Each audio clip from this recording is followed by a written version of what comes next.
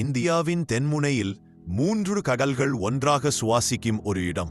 அங்கு ஒவ்வொரு அலைக்கும் பின்னால் ஒரு மர்மம் இருக்கு. அந்த மர்மம் கன்னியாகுமரி.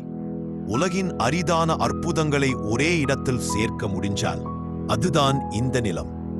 சூரியன் உதிக்கும் தருணத்திலும் மறையும் நேரத்திலும் வானம் கூட நிறங்களை மாற்றி கன்னியாகுமரி.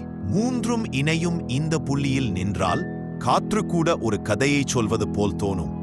இந்த இடத்துக்கு வரும் மக்கள் அலை ஒலியை கேட்க வரலா, அலைகளில் பதுங்கியிருக்கும் அந்த உணர்வை உணர வருகிறார்கள். கன்னியாகுமரி தொன்மைக்கும் தெய்வீகத்துக்கும் கலாச்சாரத்துக்கும் ஒரே நேரத்தில் இனிக்கின்ற அந்த ரோக். அருகில் நிற்கும் உயரமான திருவள்ளுவர் சிலை மற்றும் பல மதங்களின் அழகான இணைவு, இவை அனைத்தும் கன்னியாகுமரியின் அடையாளம் மட்டுமல்ல, அதன் பெருமை. கவிஞர்களுக்கு மட்டும் அல்ல, விஞ்ஞானிகளுக்கும் கூட பதிலளிக்க முடியாத ஒரு கேள்வி மாதிரி. ஒரே நேரத்தில் வானமும் கடலும் எத்தனை நிறங்களில் மாறுது? எத்தனை பேருக்கே தெரியும்? உலகில் சில இடங்களில்தான் சன்ரைஸ், சன்செட், மூன்ரைஸ் ஒரே இடத்தில் பார்க்க முடியும். அவற்றில் மிக பிரபலமானது கன்னியாகுமரி.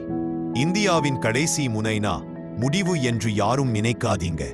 உண்மையில் இதுதான் ஆரம்பம். இந்தியாவின் எதிர்காலத்தை நோக்கி நிற்கும் சக்தி மையம்.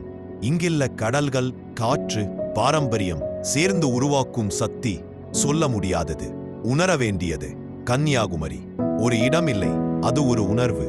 அதை ஒருமுறை பார்த்தவர் அவர்கள் மனசுல எப்போதும் பெஸ்ட் டிஸ்ட்ரிக்ட் மாதிரி தனியாக ஒளிரும்.